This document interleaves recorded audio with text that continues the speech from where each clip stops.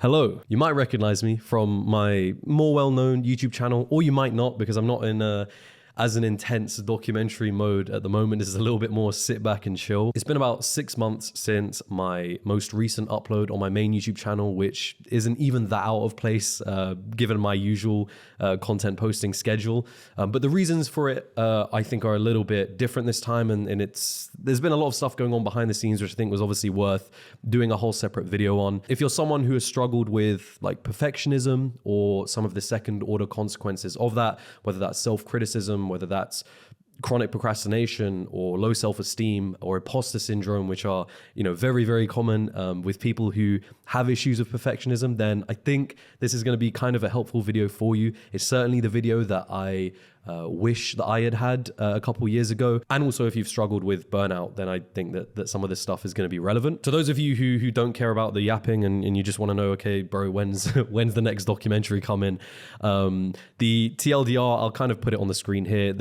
What I'm trying to say is I've taken a bit of a step back from the main channel. I will return in due time. I don't know exactly when that will be, but just stay put. I will come back. It doesn't mean there's going to be no new content. If you continue watching or if you skip to the section up on the screen now, you'll know what the future is going to hold. It's going to be more content, but just maybe not necessarily on the main channel for the moment. Anyway, that stuff aside, the top level here is towards the end of last year, 2024, we just put out a two-part series that, I think we'd spent like 12 months making, which was, probably the biggest project we'd worked on in a long time. And I remember kind of after that was done, realizing that there was this creeping feeling that I think had been developing for like the last year and a half.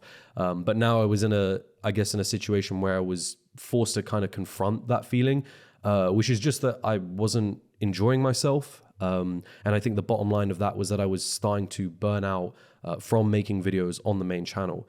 And it was weird because for me, I love storytelling. I love researching like these interesting subjects and worlds and people, diving into them, understanding it, trying to, I guess, dig into the truth of those things that I'm looking into, and then wrapping it up into some kind of story that is compelling and interesting to watch that, it makes people go, holy fuck, like this is a great video. I love that. I do love all of those components. So it was kind of a bit of a strange feeling to almost be in this position where the things that I should love are no longer bringing me an enjoyment, at least in the main channel. And this led to, I think, a series of understandings and realizations, some of which I'd also developed over the years, some of which are a bit new, that I think are, again, important for anyone who has struggled, like I have, with things like perfectionism and all of the other things that come with that. And all of these realizations have also led me to having a different approach to work and kind of just life in general, which, again, I hope will be helpful. And I've already outlined quite a bit of this in my newsletter to those of you that follow it. But I guess we'll start with sort of one of the first things that I wanted to talk about, which is this perfectionist like archetype of a personality, which I think is quite common in a lot of creative people, though it's not certainly exclusive to that field. The perfectionist personality archetype comes with these cluster of traits that are usually guided by a lot of self-criticism, a feeling of being an imposter, and procrastination that obviously comes along with that. And oftentimes with this personality archetype, you might get excited about a project, jump into it, with all of the enthusiasm, have certain expectations around what the output should look like. And then as you continue working on it, you start to realize, okay, like the output and what I'm working on is not quite matching what the expectations I had in my head were, which starts to become quite disheartening as you continue working on it. And usually this kicks into gear a certain level of self-criticism. You start to think to yourself, this is so shit, like this isn't good, this isn't what I was expecting. And then you start to make judgments about yourself in the process. So you start to think, I'm not good. I'm never going to be good at this. People are going to think this is boring. I'm not cut out for this stuff. And ultimately you might never actually complete the project or the thing that you're working on. Or if you do complete it, you might be filled with all kinds of feelings feelings around, this isn't great. This is the worst thing I've ever done. And you might never ever publish it or release it in any capacity to the outside world. And, God help you if you do, because when you do release it, you're going to be met with that feeling of like, uh-oh, what are people going to think? They're not going to like it. I don't know if I should continue doing this. And this is kind of what the perfectionist personality archetype looks like in some way, shape, or another. And this is something that I've had for a very long time. When I made my first ever video on the channel, I was more nervous for that than any acting, audition, or performance I'd done in the past. Like, the only thoughts that were running through my mind were, this is the worst thing I've ever done. No one's going to watch this. I'm so boring. I'm like, I don't know what I'm doing. I don't know how people do this. Little background, I haven't gone to university myself. Fucking hell. Why am I so... Right. But I ended up finishing that video and posting it online. And then that ultimately led to me, continuing with the YouTube channel. And then 4 months later, the channel blew up and we ended up, it became our full-time thing almost immediately. And I think for, people who have the perfectionist archetype, there are some of you who can get through this sort of first level of the funnel where you fight past the self-criticism and you fight past all of the judgments. But I think if you're not aware of what's going on, you're kind of going to set yourself up for a difficult set of circumstances. And things like procrastination becomes super easy when you do have this personality archetype, because you make an environment in your work that is not really that pleasant. It's not fun to be doing something and have someone in your head, you literally telling yourself, this isn't good, comparing it to other people, putting out these judgments not only on the work, but also on your own self. And this is also where the self-esteem aspect comes in, because it's like, the work that you make is no longer just about the work, it's also about who you are as a person, and they both reflect each other.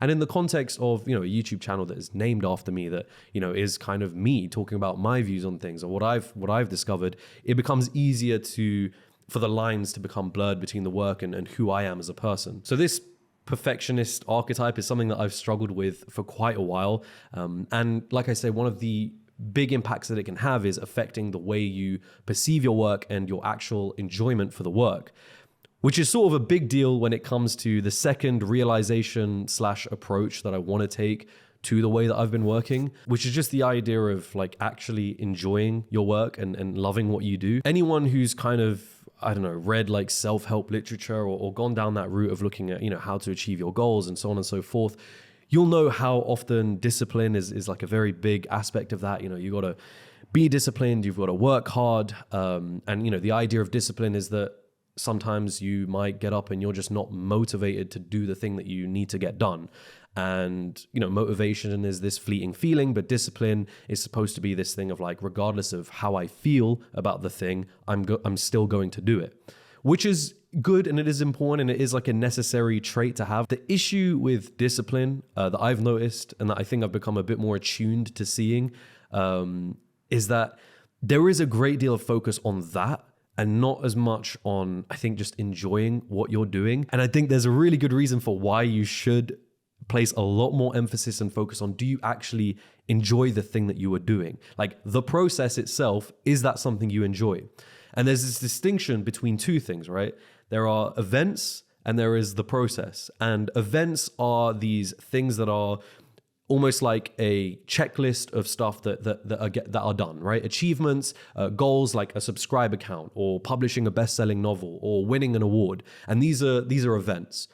And those are the things that we typically notice in the news, that we usually externally validate. Those are the big wow moments. But one thing anyone who's pursued like a goal, especially a long-term commitment, will notice is that a great deal of your time is not going to be spent in the events. It's going to be spent in the process, the actual day-to-day doing of the thing. And it becomes a massive issue if you do not enjoy the actual process of what you are doing. You can still achieve the same goals on paper, even if you enjoy the process or don't enjoy the process. But the actual living, like the experience of going through that, creates two fundamentally different lives. And for me, it's like the person that has enjoyed their process, that achieved their goals, has a much better, fulfilling, enjoyable life than the person that didn't necessarily enjoy the process but achieved the same results on paper. And that's assuming that you actually achieve the goal that you're going for, right? Because the alternative where you don't achieve the goal creates an even worse circumstance when on the one hand, you've got someone who enjoyed the process but didn't necessarily get the destination they were looking for. And then the other person didn't enjoy the process and is just left in this sort of limbo state where they also didn't even achieve the thing that they were looking for. And so for me, when I was coming towards the end of last year and kind of hitting this moment where I'm like, yeah, if I look at my day-to-day and the totality of like what I'm doing, I'm not actually enjoying the process. There are moments of fulfillment and enjoyment that are there, but it's not making up a great deal of that time. And I think I've taken a great deal of motivation and fulfillment from the events of what I'm doing versus the actual day-to-day process, right? Having like a big, a video drop and it getting millions of views and people saying, oh, like James, that was such a banger of a video. It's taking the enjoyment from things like that, which are events, versus the actual day-to-day process itself. Discipline should be a tool, right? That brings you towards the things that you actually enjoy. It shouldn't become the process itself. It might be that you wake up and you're just not feeling like getting the work done. Okay, cool. You employ discipline as a tool. You get yourself, to the computer or to the, pen and paper, whatever it might be, and you get started. And then eventually you're back into a process that you enjoy and you're good. So you've got these two realizations, right? On the one hand, you've got this perfectionist archetype. The other hand, you've got this idea of focusing on the enjoyment of what you do. And then there's this third element, which is sort of around creativity and progressing creatively and failure. And it's this idea that I think in order to progress creatively, you have to, very importantly, give yourself permission to be shit. You have to give yourself permission to make bad things, to kind of be a bit cringe, so that you can actually learn and create some kind of bedrock for progress. If I didn't give myself permission to be bad when I started making YouTube videos, I wouldn't be here at all. When I made that very first video, the only thing going through my head was, this is the worst thing I've ever done. No one's gonna watch this. This is terrible. But I answered all of those worries and anxieties with just a simple, it's cool. Let yourself be shit. It's fine. And if I didn't do that, I would have never uploaded that first video on the channel. I would have never continued making videos, experimenting with different video editing techniques, diving a bit more into the storytelling aspects of the videos. None of that would have happened. To which, all of that stuff admittedly is what made the videos into what they are today. I've never deleted a single video on the main channel. And so you can go and check what the first video looks like compared to, some of our recent stuff. And it's like, night and day difference in terms of like the production. And it never would have happened if I listened to the part of me that was just like, this is terrible, this is a bad video, which comes from this, the perfectionist archetype. And when you dig into it a little bit more, the reason why the videos became better is not just because it's not just about giving yourself permission to be bad, it's also giving yourself permission to experiment and try things out. And, some stuff isn't going to work, but some stuff will work. And that experimentation and that play, emphasis on that play word, right? Enjoying like what you're doing and experimenting, that is what allows you to actually be able to creatively progress. So now we've got the three important realizations. You've got the perfectionist archetype, you have got the idea of importance of enjoying your work, and then you've got this third idea around creative progression coming from allowing yourself to fail and experiment and play around. So to tie all of this together, you have to understand that the perfectionist archetype is like a poison to A, enjoying your work, and B, ever making progression creatively. How can you enjoy your work if you have literally created the environment surrounding your work, as certainly your mental environment, is one where you're just attacking yourself, you're making judgments about yourself.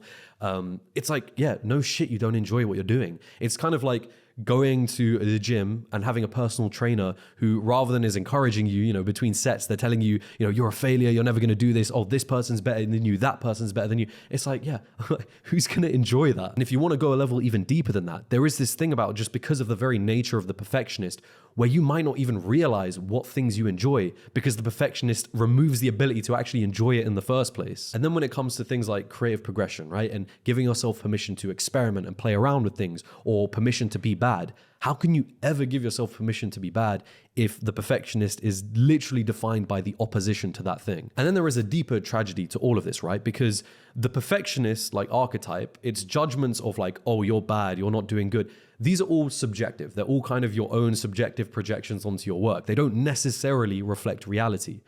And sometimes the only way to actually get out of that zone, to actually see if your work is as bad as you think it is to actually put it out there and release it, which is what I did with my first video on the YouTube channel, right?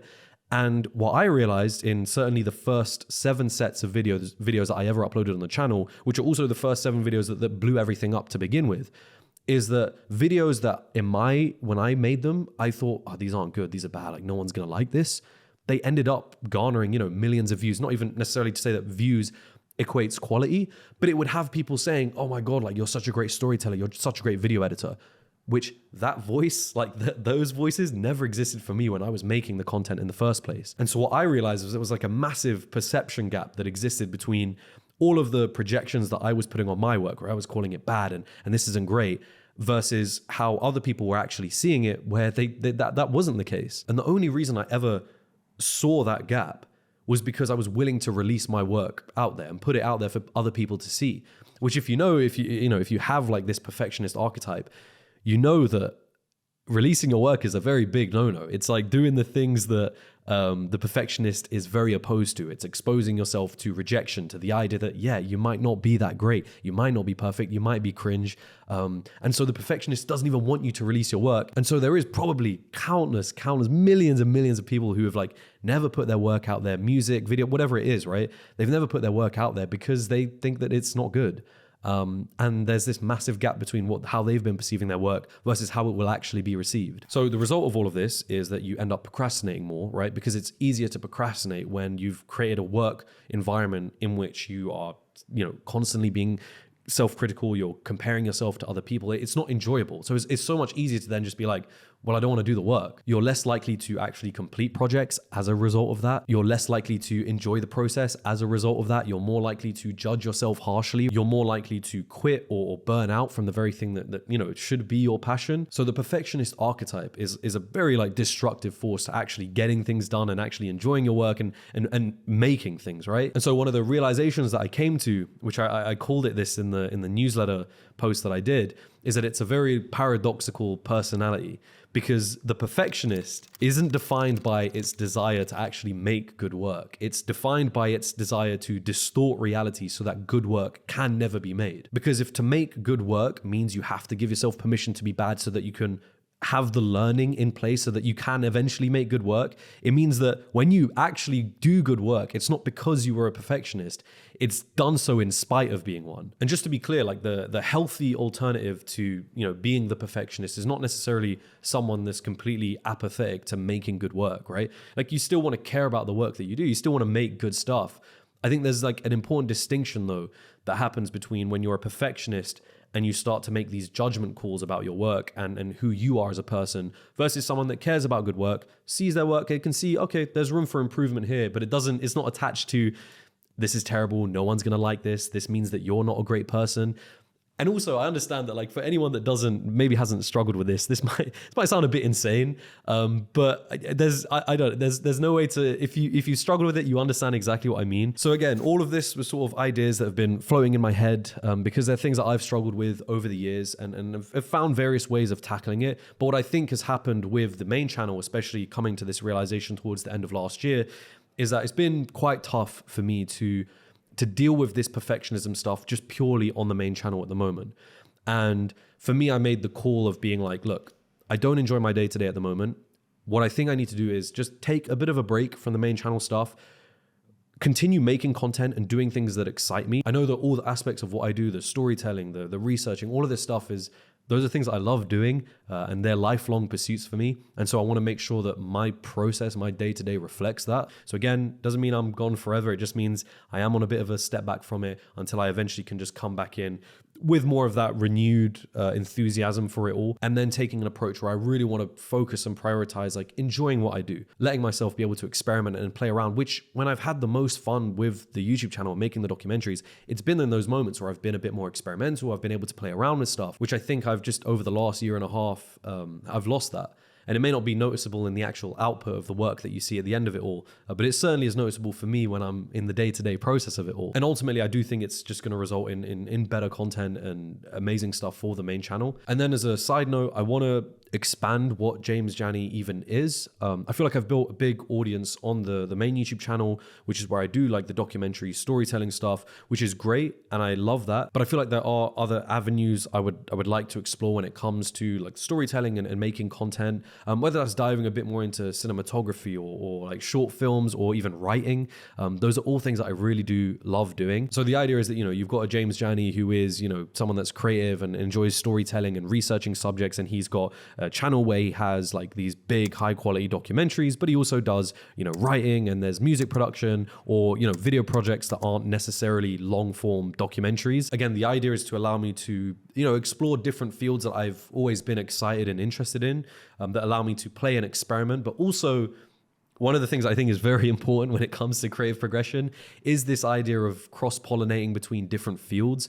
One of like the crazy experiences, if you've ever tried to learn like different subjects or different skills, is to see how certain aspects of what you learn in all of these different areas start to influence each other in ways that you don't expect. And I do think that by exploring all of these different areas creatively, we'll start to influence each other in very interesting and exciting ways that I think will just allow for even more cooler and amazing things to be made on the output. So that brings us to what's next and what you can expect from what I'm going to be creating. The very first thing is this channel that you are on now is pretty much going to be my documentation / scrapbook channel. It doesn't really exist for the purpose of views and monetization. It's more just to document the journey that I'm going to be going down and really using it as a platform to express some of the things that I've learned and understood over the years. There is a really powerful effect that I think documenting your learning can have, where it shifts your focus away from like a perfect output to instead being about learning and sharing ideas and just not being perfect, right? Giving yourself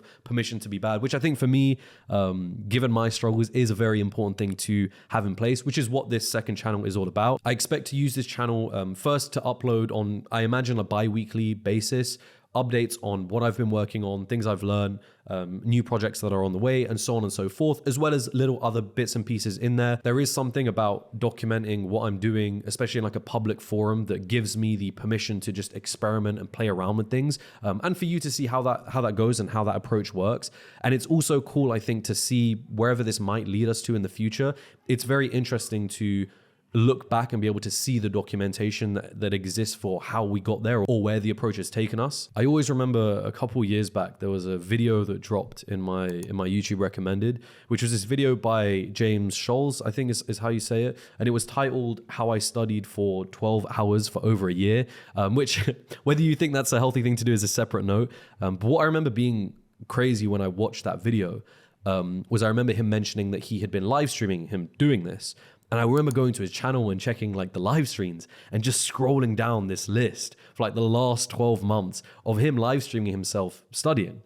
And I remember seeing that and realizing how much more of an impact that had on the main video that I was watching, and realizing like, damn, like this is someone that has actually documented their process, and it's laid out for you there to see that this is someone that really has followed through with some of the ideas that they're talking about. So along that sentiment is kind of why this second channel exists, is to document this new approach and just the general direction I'm taking things in. So it might be interesting for some of you to sort of watch this and tune out for a year and then come back and see what's been going on. But again, for those of you that are interested in the documentation of where this goes, then, stay tuned. I think it's going to be interesting. The other place that I'll be posting stuff is going to be on things like Instagram and TikTok.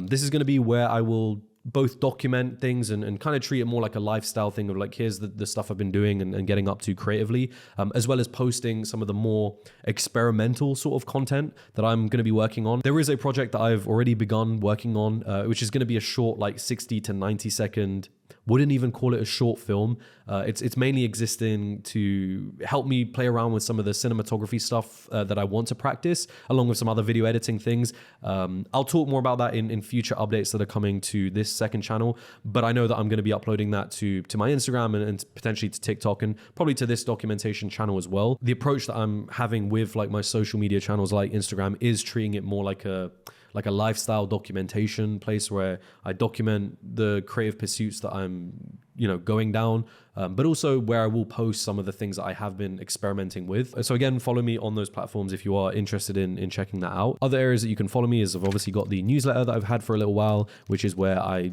give monthly updates on things that I've been getting up to, any lessons that I've learned, things that I've been reading. That's also where you can find my post around all of the ideas I've spoken about in this video around perfectionism and creative progression and enjoying what you do. I also have the Patreon where you can financially support what I'm getting up to. Although I've paused payments posts on there at the moment, but I think I will return with like tutorials and other things that I think will make sense to post given the new direction that I'm going down. So to conclude all of this, I know it's been a bit of a yap session. Look, what I'm doing, I know doesn't make necessarily too much financial or business sense, but I really do want to take an approach that values enjoyment, experimentation, and play, and then figuring out all of like the business side of things afterwards.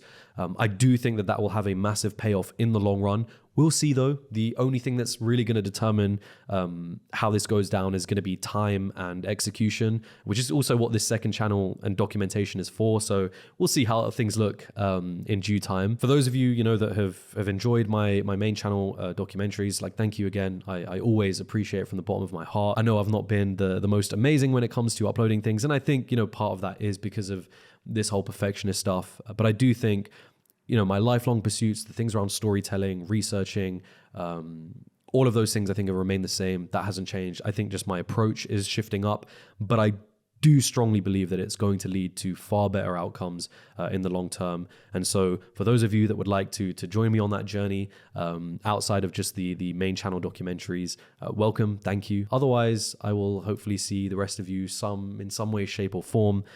Thank you for watching this video. Yeah, let's see where the journey takes us.